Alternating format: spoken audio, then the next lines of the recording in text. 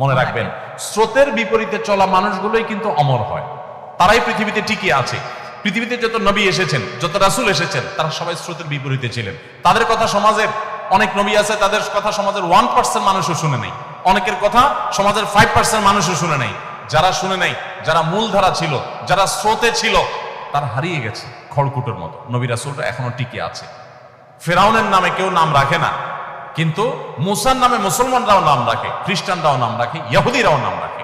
আপনি যদি দেখেন হামান, কারুন, নমরুদ, তাদের কারোর নামে কেউ নাম রাখে না, কিন্তু ইব্রাহিমের নামে খ্রিস্টানরা, ইহুদিরা আব্রাহাম রাখে, আমরা ইব্রাহিম রাখি। অর্থাৎ সারা পৃথিবীতে সমস্ত ধর্মের মানুষের কাছে প্রায় সমাদৃত।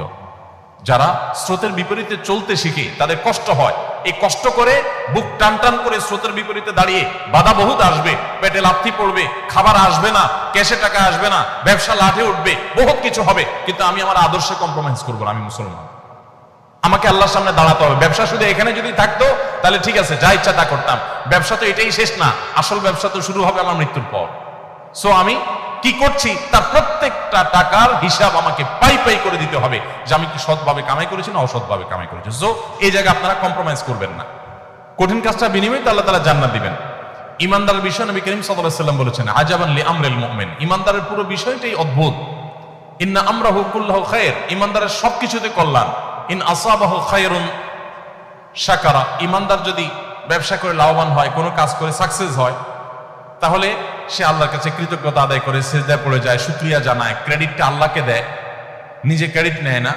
তো এর মাধ্যমে তার একদিক থেকে লাভবান হয়েছে, আবার শুকরিয়া আদায় করে, কৃতজ্ঞতা আদায় করে আল্লাহর কাছে সে বিনিময় লাভ করে, দুই দিক থেকে লাভবান হয়ে গেল।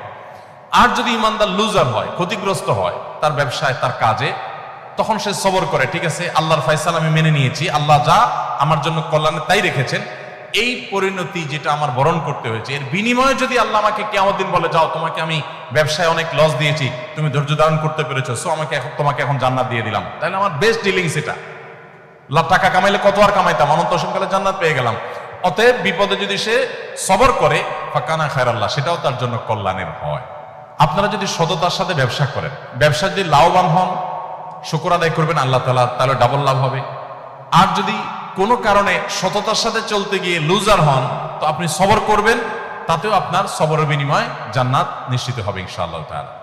সো আপনার হারাবার কিছু নাই, আপনার হারাবার কিছু নাই। মনে রাখবেন, আপনার সন্তানকে হালাল খাওয়ানোর চেষ্টা করবেন।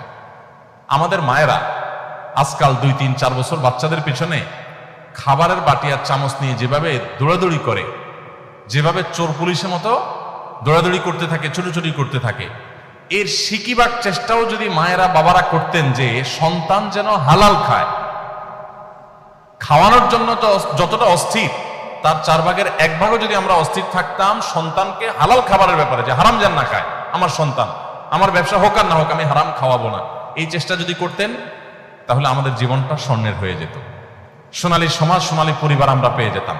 আমাদের সন্তানরা আমাদের চক্ষু শীতল করত, এই সন্তানদের দেখে দিলটা জুড়িয়ে যেত। এখন দিল জুড়ায় না। বেশিরভাগ পরিবারে, বেশিরভাগ মা বাবার অশান্তির কারণ হলো তাদের সন্তানরা, কারণ হলো আপনি হারাম খাওয়াচ্ছেন। দেখুন, হারাম এমন একটা জিনিস, এটা আপনি ঢুকাবেন নিজের শরীরে, নিজের পরিবারের সদস্যদের শরীরে, এটা কাজ করবেই করবে, গুলি মিস হতে পারে, এটা মিস হবে না।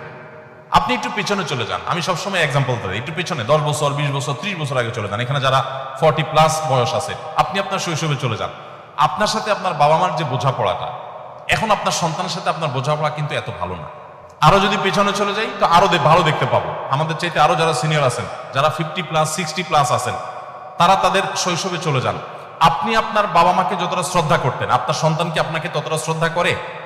আমরা আমাদের শৈশবে আমাদের বাবা মার কথা যতটা মানতাম, শ্রদ্ধার সাথে নিতাম, এখন কি আমাদের বাচ্চারা আমাদের কথাগুলো সেভাবে নেয়? কারণ কি? আমার বাবা মা আমাকে তো জামা একটা বেশি 2টা কিনে দিতে পারে নাই। আপনার বাবা মা তো আপনাকে ছোটবেলায় যা চাইছেন তা কিনে দিতে পারে নাই। একটা বেশি 2 তরকারি দিয়ে আপনাকে ভাত দিতে পারে নাই আপনার মা। অথচ আপনি তো আপনার ছেলেকে এখন 2টা কেন জামা, 4টে 5টা একসাথে কিনে দিচ্ছেন। আপনি তো আপনার বাচ্চাকে কোনো দিকে তাকাইলেই সেটা কেনার জন্য পাগল হয়ে যাচ্ছেন। আব্বু কি খাবা, কি তোমার লাগবে, এটা জিজ্ঞেস করতে করতে মুখ দিয়ে ফেনা তুলে ফেলছেন। আপনার ওয়াইফ তো 1 তরকারি না 5 তরকারি দিয়ে খাবার দিয়েও বাচ্চাকে খাওয়াতে পারছে না। এত খাবার দিচ্ছেন, এত সার্ভিস দিচ্ছেন, এত কষ্ট করছেন, এত কিছু দিচ্ছেন, এরপরও বাচ্চা আপনার কৃতজ্ঞ না, আর আপনার বাবা মা এত কিছু দিতে পারেন না কিন্তু আপনি তাদের প্রতি কৃতজ্ঞ ছিলেন, তাহলে তখন কি ছিল এখন কি নাই একটু মেলাবার সময় আমাদের এসেছে।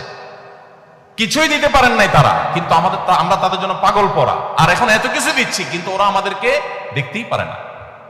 একটু জোর করে কথা বললে তারা রাগ করে, এবার তাদের পায়ে ধরা লাগে।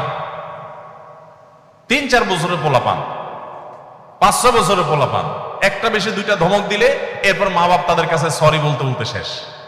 ওর তেল মাখতে মাখতে মার দিন যায়, ওর তেল মাখতে মাখতে বাপের দিন যায়, কারণ ওর মুড অফ হয়ে গেছে, ও রাগ করছে, ও রুমের দরজা আটকে ফেলছে, সে রিয়্যাক্ট করতেছে। আমরা কোথায় চলে যাচ্ছি আমরা নিজেরাও ভাবছি না। এই বিষয়ের যদি আপনি 10টি কারণ খুঁজে বের করেন, তার মধ্যে একটি কারণ এটা যে আপনার বাবা মা আপনাকে হালাল খাওয়াইছে, আপনি আপনার সন্তানকে ওই রকম সন্দেহাতীত হালাল খাওয়াতে পারছেন না। আপনিও হালাল খাওয়াচ্ছেন, বাট আপনার হালালটা আপনার বাবা মা যেরকম খাওয়াইছেন ওইরকম পিওর হালাল আপনি দিতে পারছেন না। এটার এফেক্ট আপনার সন্তানের মধ্যে পড়ছে, এবং জেনারেশন যত সামনে অগ্রসর হবে যত বেশি আপনি হালাল উপার্জনের ক্ষেত্রে ছাড় দিবেন। আপনার কাছে টাকাটাই মুখ্য, আপনি লাখপতি হতে চান, কোটিপতি হতে চান, আপনার হালাল হারাম দেখার দরকার নেই। তো আপনার সন্তান শুধু না, আপনার পুরো জীবনটা দুর্বিষহ জীবন হবে। আপনার সন্তানকে হালাল উপার্জন দেন, হালাল খাবার দেন, আপনার ফ্যামিলিকে দেন, আপনি একটা জান্নাতি ফ্যামিলি পাবেন, আপনি এনজয় করবেন লাইফটাকে। আর না হলে বাহিরে অনেক চকচকা দেখবেন, ভেতরে এতটাই সদরঘাট হবে, ভেতরে কুরে কুরে শেষ হবে, কাউকে বলতে পারবেন না। ভাবসাব জাহির করবেন, ছেলে হান করে, মেয়ে তান করে, কিন্তু ভেতরে ভেতরে আপনি শেষ হবেন যে ওরা যে কত বড় অমানুষ, কত বড় অসভ্য, কত বড় কুলাঙ্গার আমার সন্তানরা, এটা আমি ভিতরে ভিতরে টের পাবো, মানুষকে বলতে পারবো। যদি এটা থেকে বাঁচতে চান তাদেরকে হালাল খাওয়ান, হালাল উপার্জনের ক্ষেত্রে কোনো কম্প্রোমাইজ করবেন না। আত-তাজিরুস সাদুকু মা'আন নাবিয়্যিন ওয়াস সিদ্দীকিন, যে সমস্ত ব্যবসায়ীরা ব্যবসার ক্ষেত্রে সততা অবলম্বন করেন, কিয়ামতের দিন তারা নবীদের সাথে, আল্লাহর সিদ্দিক বান্দাদের সাথে, প্রিয় আল্লাহর ওলিদের সাথে তারা কিয়ামতের দিন উঠবে বিশেষ সম্মানিত এবং বিশেষ মর্যাদাবান মানুষ হিসেবে। অতএব সততার সাথে ব্যবসা করার জন্য আমি আপনাদেরকে অনুরোধ করব, আহ্বান করব। এবং সর্বশেষ মেসেজ ছিল আমার, পুরো ফ্যামিলি সহকারে আসুন, আমাদের একেবারে চার্ট করে নীতিমতো শিডিউল করে আমরা সারাদিনের কার্য তালিকা ঠিক করে পরিবারের সদস্যরা সবাইকে নিয়ে আসুন আমরা কোরআন চর্চা করি, হাদিস চর্চা করি এবং ইসলামের দিকে অগ্রসর হওয়ার চেষ্টা করি, প্রতিদিন আমল করার চেষ্টা করি, ভালো মানুষ হওয়ার স্ট্রাগল করি। এবং সেটা পুরো পরিবারের সমস্ত সদস্যদেরকে নিয়ে, এবং পরিবারের সদস্যদেরকে একটু সময় দেন, নিয়ে একটু বসেন, সমস্ত মোবাইল টোবাইল অফ করে, মোবাইল সব দূরে রেখে 10 মিনিটের জন্য বসেন, যে 10 মিনিটের জন্য মোবাইল থেকে দূরে থাকো সবাই। আসো আমরা একটু পর্যালোচনা করি, আমরা আল্লাহ থেকে কে কতটা অগ্রসর হতে পেরেছি, কে কতটা দূরে সরে গিয়েছি, আমরা একটু পর্যালোচনা করি। ইনশাআল্লাহ আমি আশা করি এরকম একটা লাইফ যদি আপনি করতে পারেন, এরকম একটা ফ্যামিলি যদি আপনি করতে পারেন, আপনার ফ্যামিলিটা আপনি উপভোগ করবেন, আপনি এনজয় করবেন। সবাই সততার সাথে এবং সুন্দরভাবে জীবনযাপন যেন করতে পারি। আজকে এখানে হয়তো বাণিজ্যিক উদ্দেশ্যে আপনারা একত্রিত হয়েছেন, জান্নাতের জন্য আল্লাহ তাআলা আপনাদেরকে একত্র হওয়ার তৌফিক দান করেন, আমাদের সবাইকে যেন আল্লাহ তাআলা জান্নাতে ভাবে একত্র হওয়ার তৌফিক দান করেন, আমরা সেই দোয়া করি। ব্যবসা আমাদের শুধু দুনিয়ার যেন না হয়, দুনিয়ার ব্যবসাও হোক, সেই সাথে আখিরাতের ব্যবসাও হোক। আমরা দুনিয়াতেও এগিয়ে যাই, আখিরাতেও এগিয়ে যাই। ইমানদারের দৃষ্টিতে শুধু মৃত্যুর আগ পর্যন্ত না, বরং অনন্ত অসীমকালের জীবন পর্যন্ত। সো আমাকে এই জগতে এবং ওই জগতে, উভয় জগতে সফল কাম হওয়ার চেষ্টা করতে হবে। আল্লাহ আমাদের সবাইকে তৌফিক দান করুন। জাযাকুমুল্লাহ খাইর।